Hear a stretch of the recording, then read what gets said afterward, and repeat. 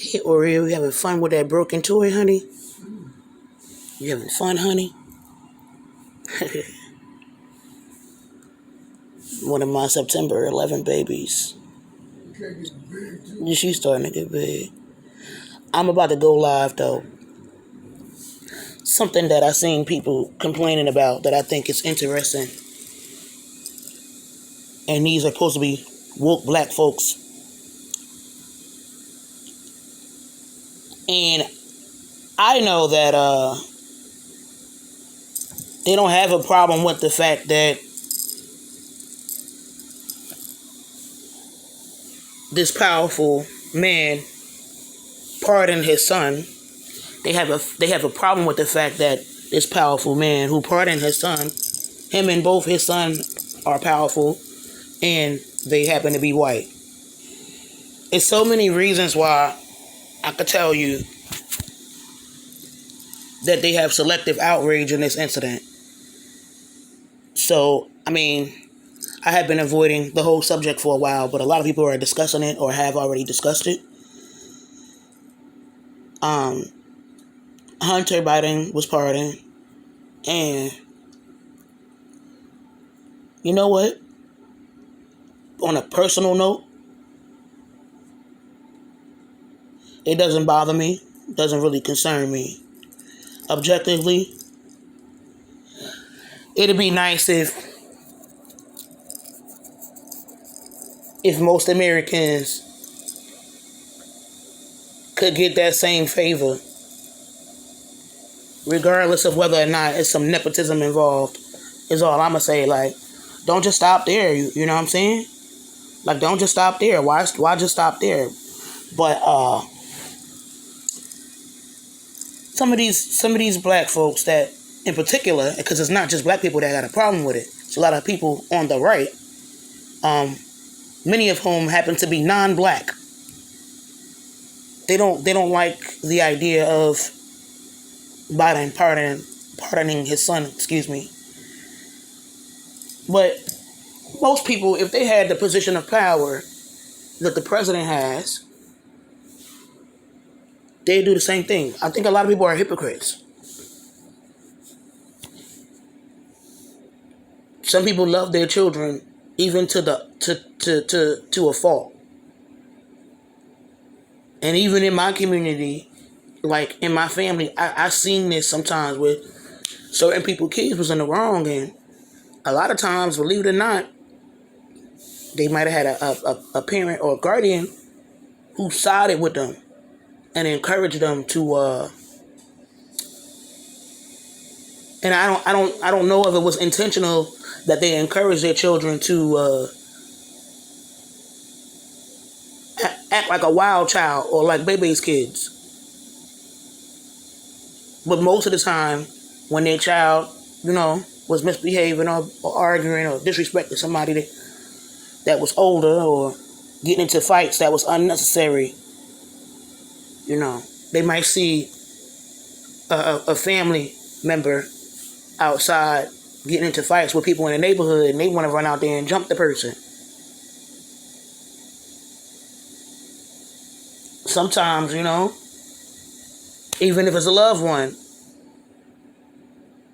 it's okay to say that they was wrong or they took it too far. But not everybody knows how to say that.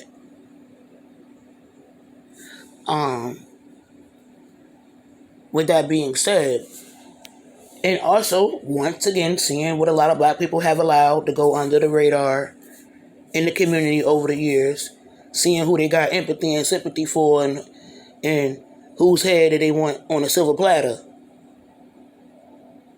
So I know a lot of this is fake outrage that they're directing towards Joe Biden. And this is not me caping for Joe Biden, by the way.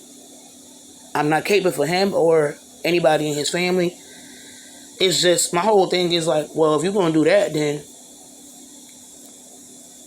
why not do it for the whole lot of Americans? Similar to how I feel about Daniel Penny. Like, if they're going to let him off the hook, then, I mean, the same should apply for a whole lot of Americans in a similar situation. Why we only doing it for certain people?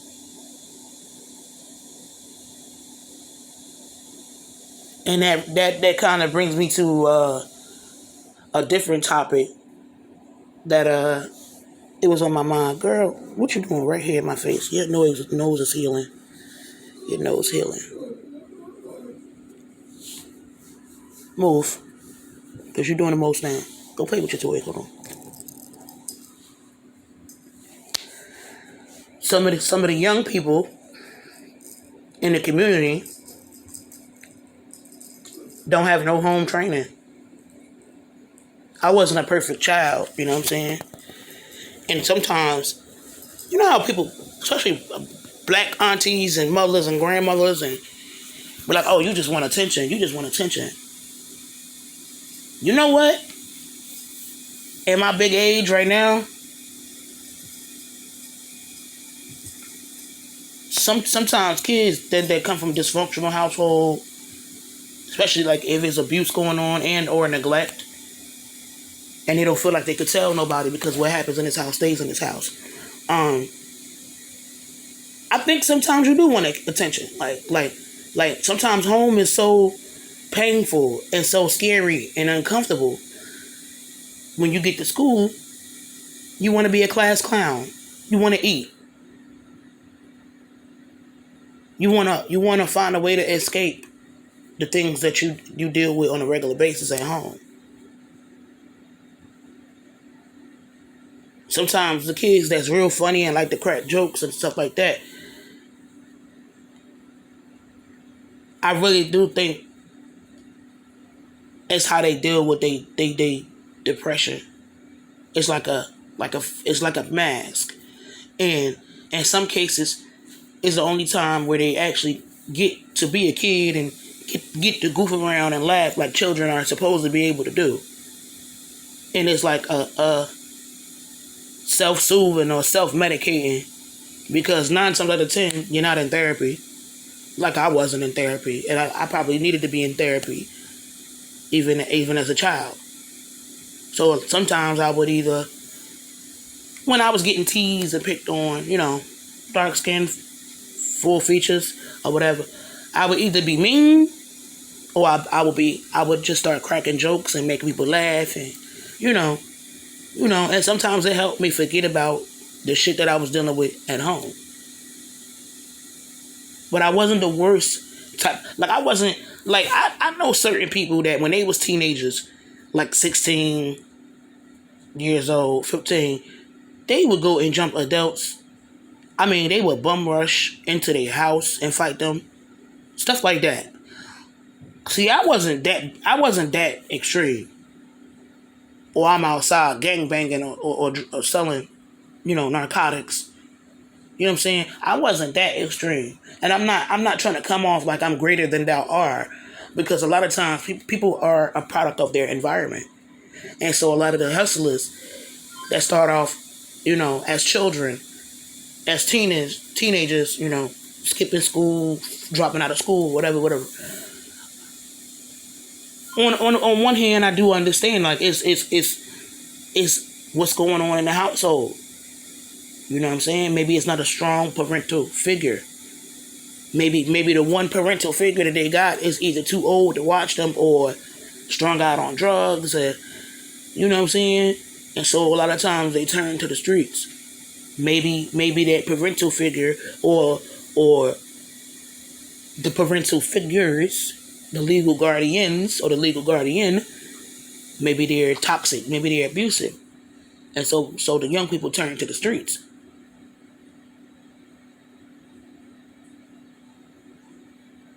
And I'm not excusing it.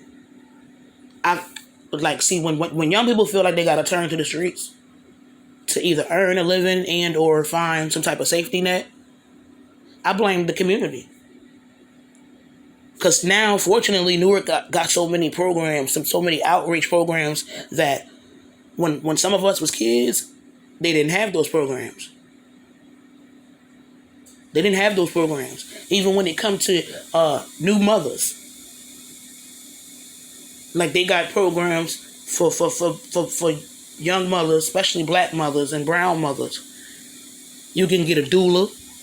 They'll monitor you. You can get therapy with your newborn for the first year or two. You can come and you sit down and talk with other women. Y'all can do yoga. You can get a free breakfast, a free lunch. If you need diapers and clothes, so they got these programs. But so many people, like in the 80s and the 70s and the 90s, they wasn't that fortunate. They would have these babies and come back home in the ghetto, and once again, either wasn't no parent around, or maybe the one parent that was there had to work all the time just so they could buy food to keep the lights on. So they wasn't really on top of the kids like they should have been. But the point I'm trying to make is sometimes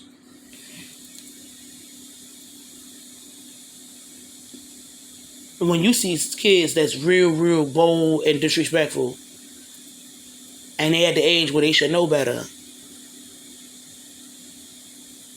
not only is it a reflection on poor parenting back at home, but I really think the people that raise their children to think that it's okay to be that way don't give a damn about them. They don't love them at all. And unfortunately, and I personally seen this play out. You know what I'm saying? Usually, when kids have a history of being really disobedient, disrespectful, you know what I'm saying? It usually lands them in one or two places, in the ground or in jail. I'm recording too. Or get off my TV. It usually lands them in the penitentiary system, or 6 feet under. Sometimes they might end up in a wheelchair, or they might be missing a body part. This is something that I've seen over the years, and and then also too, it's just like I learned a lot, and some of it I had to learn the hard way.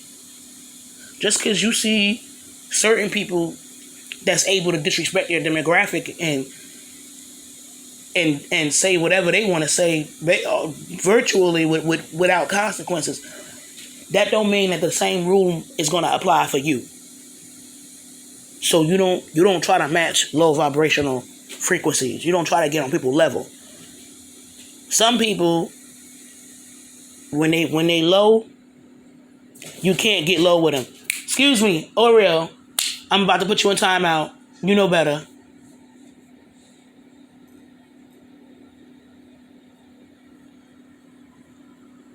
Like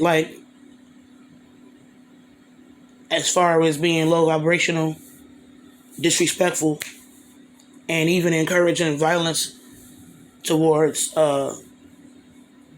vulnerable groups, racists and ethnic groups.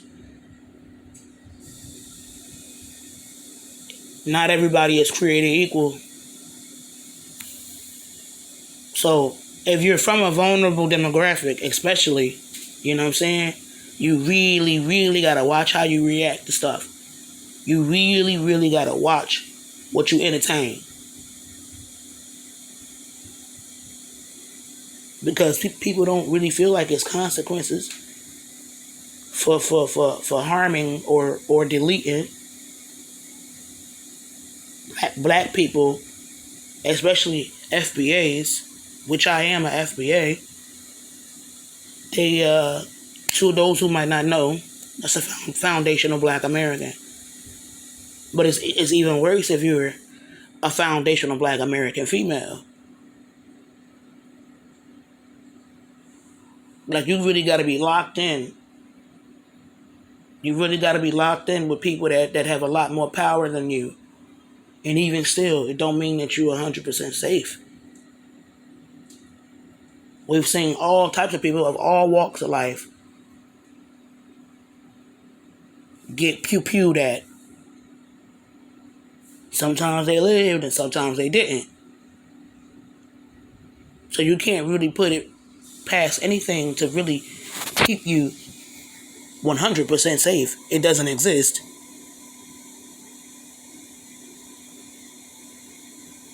But I look at certain kids and I kind of feel bad for them because I know they're not going to live as long as me, however long that might be.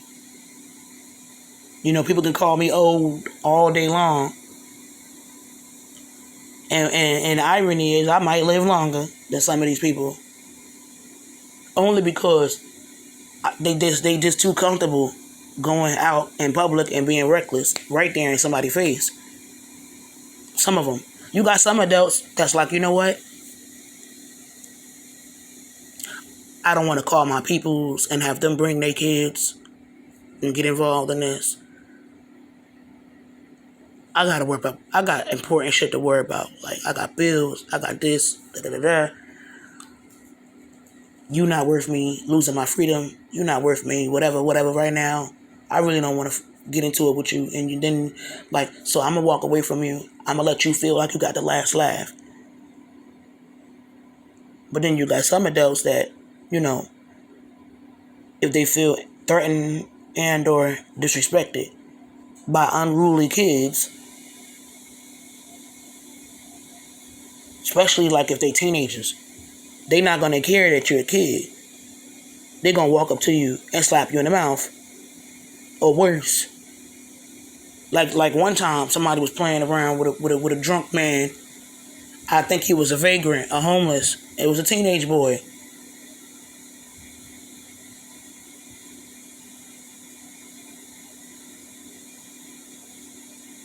The teenager was deleted with a knife. I gotta remember this is YouTube. You really gotta watch the way you explain things, and it can be frustrating sometimes. He was fatally assaulted. You cannot, you know what I'm saying? Obviously, you can't. Everybody not here to play. And this is whether you're on or offline. But one other thing I have noticed, people feel a lot more bolder when they know that you have no protection, or whatever protection you may have is not as good as theirs. They feel a lot more bolder because trust me, there's a lot of people that they ignore and let go under the radar. They don't go after everybody who they feel slighted by. You know what I'm saying? Like, for example, let it be somebody white with a whole lot of power and privilege. They never going to address them because they know better. But you poor, you're black, or you middle income. You not clicked in with nobody that got a lot of power or whatever. You got to be careful about these public figures and celebrities or whatever. Unless you locked and loaded, and you in some secret society and you high up on the level. If not, you know what I'm saying? There's a lot of things that you need to stay out of. The irony is, I've been trying to do that.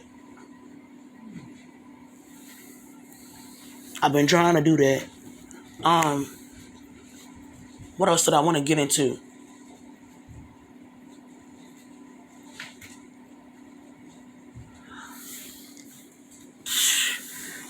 This cat just don't listen. I decided to give this YouTube thing a shot, but I still need to learn how to edit this stuff or whatever. Because I don't want anybody to be able to just say whatever on my videos or whatever. I don't know if I'm going to ever grow this channel or whatever. I really don't know. But,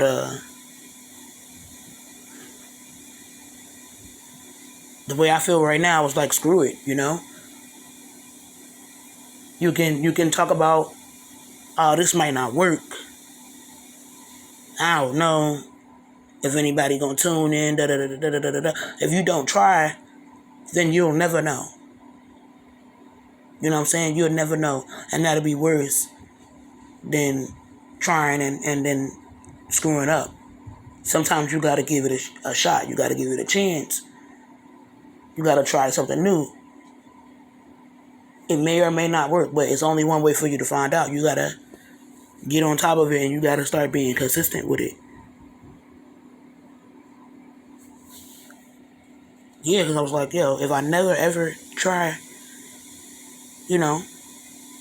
expressing my thoughts or whatever, the way I be doing on IG sometimes. And sometimes it gets kind of deep on IG, but nowadays on YouTube, like even IG, like you gotta be careful. But for some reason, the powers that be letting me say a whole lot of stuff that I know the ordinary person can't really say on IG anymore. But what I don't be doing is I don't be being cruel to people for no reason. I don't disrespect people for no reason. I don't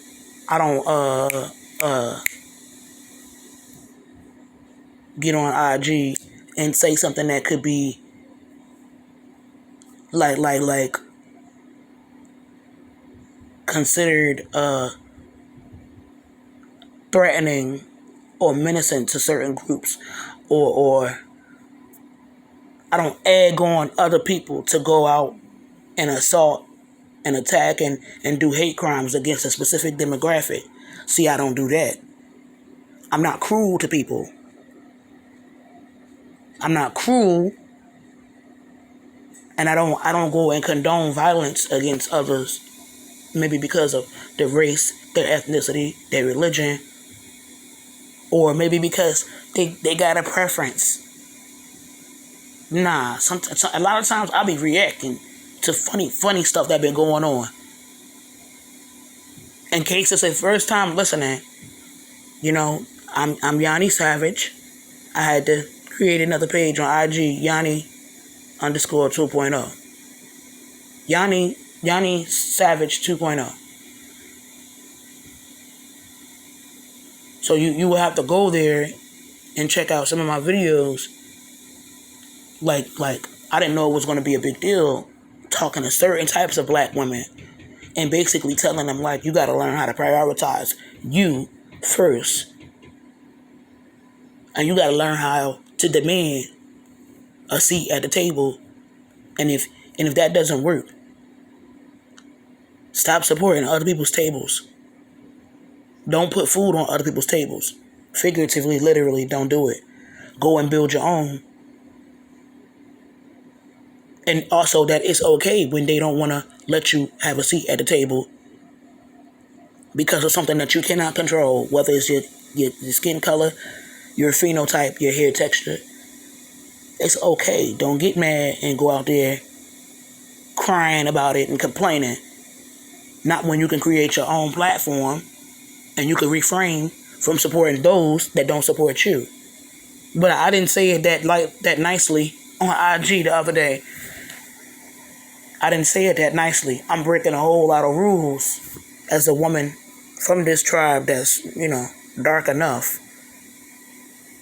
A lot of people out there don't want to hear that. They don't want to hear that. They don't want to hear you telling people not to support things that they have going on. Because they are definitely afraid of losing the type of privileges that they have. And some people really wouldn't feel that good about themselves if it wasn't for those of us from a specific demographic or a certain tribe always uplifting them, always upholding them and supporting them. I really do feel like people wouldn't feel like they that special without the overwhelming love and support and financial support that they get from dark-skinned women. Even though, honestly, I don't expect no woman, regardless of what she looks like, to continually support any type of platform, any people, place, and thing that generally overlooks her or craps all over her image and likeness, or just doesn't allow her to have a seat at a table. Whether she's, of African descent and happen to be light complected, whether she's non-black, she could be any color, any phenotype. She could have any type of hair texture. I just feel like the common sense thing will do is to go where you're appreciated, and also to go where the love is reciprocated.